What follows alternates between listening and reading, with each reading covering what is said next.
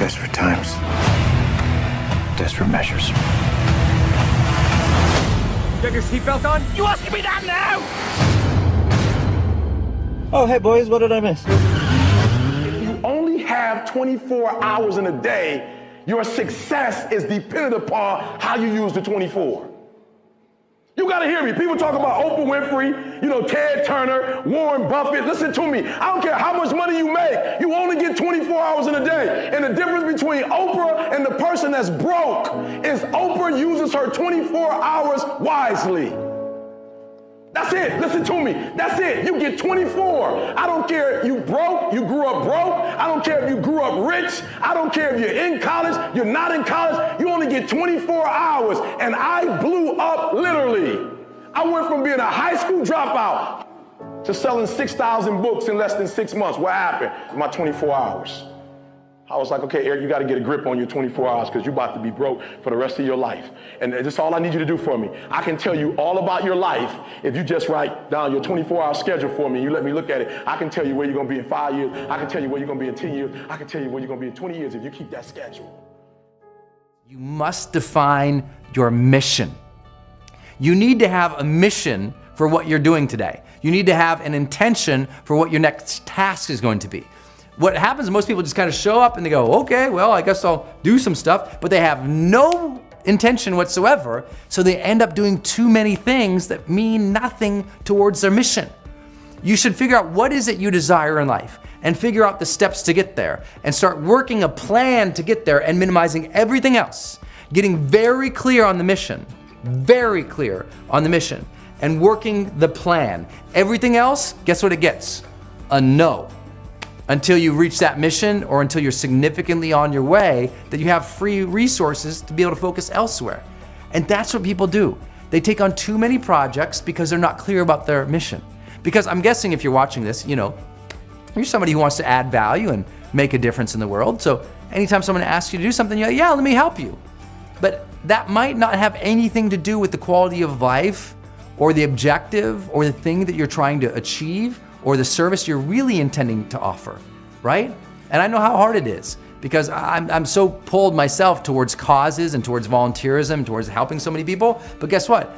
If I help everybody in lots of different areas, I might not make my ultimate mission of serving the people I want to serve the most, of making my dreams come true so I can support more people, of running my business so I can support more people. Meaning it's easy to take your eye off the ball if you don't know what the ball is. And people often have never defined their mission. And if you don't have one right now for this day, if you didn't have a drive, a mission, a written down statement about what you were going to accomplish today, a checklist, a goal sheet, a time management tool that you filled out today, and you're just showing up today and going, well, I guess I'll see what my inbox tells me to do today. And you just respond to everybody else's desires and everyone else's emails, and you're just always in reaction, always responding to everybody. No proactivity towards a mission that you defined yourself, you'll be lost. You'll find that because you never focused on that one thing or moving towards those several things that were your priority, that you're just lost. Because, and here's another thing, focus goes out the window when we don't have progress. Right? If we're not progressing towards something, our focus goes out the window. We just don't pay attention to anything. We don't feel good about ourselves. You want to get more focus in your life? Get more progress. As you progress more, you start to get excited. You start to pay attention to things that are working, that are moving you forward, and you start to find more focus in your life. Last idea. It's so very, very, very simple, and I hope that you will practice it. I hope that you will study it. I hope that you will work it over and over and over and over again. Once you have that mission, your job is to try this just for a little while. I know it's gonna be uncomfortable and you're gonna hate the idea, especially coming from me. And that is, I just want you to say no to everything immediately from now on, always. Now that goes against the grain of a lot of people say, well, no, life is about saying yes. Well, yeah, a lot of people have said yes to everything and that's why they're miserable. I want you to say no just at first, just so you can check it against your mission.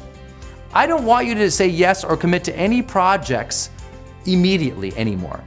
That's what people do. I do want you to commit, but just give yourself like a couple hour break or an evening's break. Make the decision the next day. right? If something comes up and you can do it and you're excited about it and someone asks you to do something, I just say no first. It will teach you to say, no, I'm gonna evaluate that first. I'm gonna put some thought to this to see, should I focus on this right now in my life? Yes or no? And build some criteria for yourself. You know, if you think about the time, energy, resources, and effort and sanity that you're gonna have to put into something, well, you should get something more out of it than you put in, right? You should be able to draw, you know, some return on investment or future value out of it, or your own personal development or your improvement to your lifestyle from it. But if you're gonna focus on something, make sure it's gonna lead to some kind of result, even if just that result is your true passion, your true love, and your true spirit in it. Otherwise, it's gotta get a no. And what this suggests is that we have to have a greater degree of evaluative time and evaluative criteria in our life if we're ever gonna truly have focus, right? Most people, because they're just saying yes to everything, and they never filter something through criteria to say, yes, no, good for me, bad for me, right now, wrong now. Because they have no criteria, they have no basis for making the decision. They've said yes to too many things, their plate has become too full, and now there's too much to focus on, so they're not even moving forward. Your job is to get back to a very simple level of life, to very simple things to focus on, to do, to focus what we call essentialism or simplicity, to just make sure that you're only focusing on one or two major things at a time. And everything else, you're not allowing the distractions to suck you in, so you click all the links or do all the things that someone else says or reply to everybody else, but you're moving your life forward day by day, little by little. Engage in things that you care about, that you love, that you enjoy, saying no to those that you do not, and move towards every single day, moment by moment, day by day, to those things that truly engage you, to those things that truly energize you and bring enthusiasm into your life. And if you can keep that type of focal power and intention, then you'll start to experience what we call the charged life. I just want to show you something. When I was broke, if you look at my schedule, you'll see that I woke up whenever I felt like waking up. That's what you'll see first. Now, I told you before, if you watch my videos, I studied the top millionaires in the world, and I discovered that they all wake up at 3:30 in the morning. You say, Eric, how did you find that out? Because they were all talking about the 3 o'clock news. I didn't even know the news came on that early. I'm gonna be real.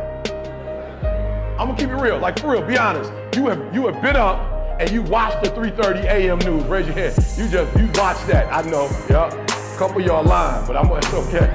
You feel me? You trying to be like, I watched it. You know you ain't been up until 3:30 in the morning watching no news, right?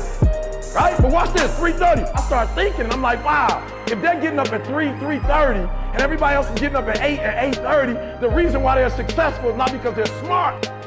The reason why they're successful is they just got a 5-hour jump on the world. 5-hour jump on the world. 5-hour jump on the world. 5-hour jump on the